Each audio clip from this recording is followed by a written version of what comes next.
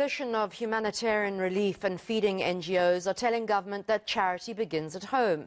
They're objecting to South Africa's 50 million rand donation to Cuba. In a petition, they call it a gross misallocation of funds at best. Aldoko says the money is for Cuban food security amid ongoing US sanctions. Humanitarian relief has always been part of international relations, but what kind of message does this send when food security is a crisis right here at home? Well, Dr. Oscar van Heerden is an international relations analyst and Deputy Vice-Chancellor at Fort Hare University. Prof, thanks so much for joining us. Why are we sending 50 million rand for food to supposedly starving Cubans when we have starving people at home? Or is this a decades-long international relations, public relations exercise?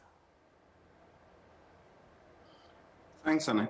You know, the thing is that I understand the outcry about domestic challenges. Indeed, we have our triple challenges of poverty, inequality and unemployment, and government is doing all it can to try and address those. But I do think that it's important for our citizens and our NGO sector to realize that we are also a responsible international nation state.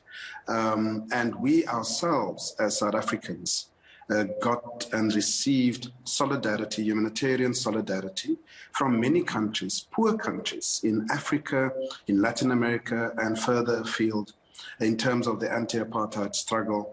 You know, we talk of countries that hosted us as exiles, fed us and so forth, made financial contributions to the liberation organizations and so on. And I think that, yes, charity begins at home, and I'm sure everyone will agree that South Africa and the South African government has gone a long way in attempting to address some of the domestic challenges through the child support grant, through the special COVID grant, now extended for another year, and so forth. But it does not mean we should skirt our international responsibilities for people in need elsewhere.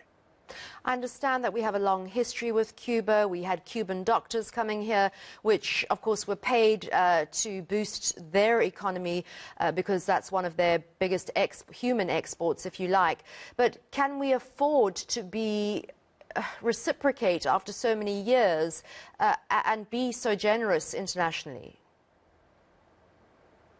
Well, Annika, you know, the question we should be asking is, I know there is a particular issue around Cuba, you know, subscribing to communism and the likes, but can we ask the same question perhaps about the disaster relief that we provide to the Mozambicans? You know, many a year we had devastating floods in Mozambique, Mozambican people in distress, and the South African National Defence Force, the South African government, going to their aid, assisting where we can.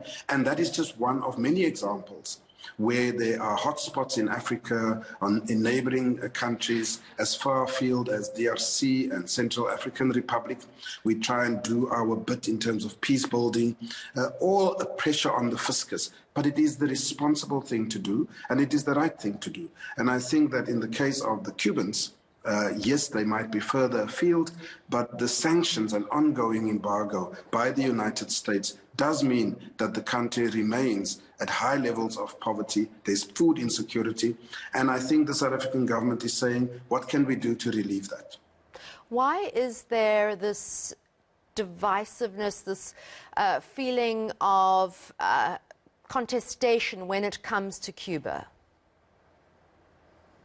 Yes, I think that's a very important question, and I do think it's ideological. You would know that in our history, the reason why the United States, the United Kingdom, Britain, and few others supported the apartheid government during those dark days was precisely because there was this argument that they are trying to keep communism at bay, that the ANC was flirting with Russia, was flirting with Vietnam and China, and there was a communist onslaught that was coming to South Africa. I think there is still remnants of that ideological positioning. Why would we want to support a communist country such as Cuba, which is an outdated system, and so on and so forth? The truth of the matter is that these are people that supported us. for a very long time. The South African government feels that there is a humanitarian crisis and we can assist. And I think that is why the South African government has made this decision about the 50 million rand. Deputy Vice-Chancellor, very quick question. Do we receive funding from any other countries that would be so-called third world or struggling financially at the bottom of the apex?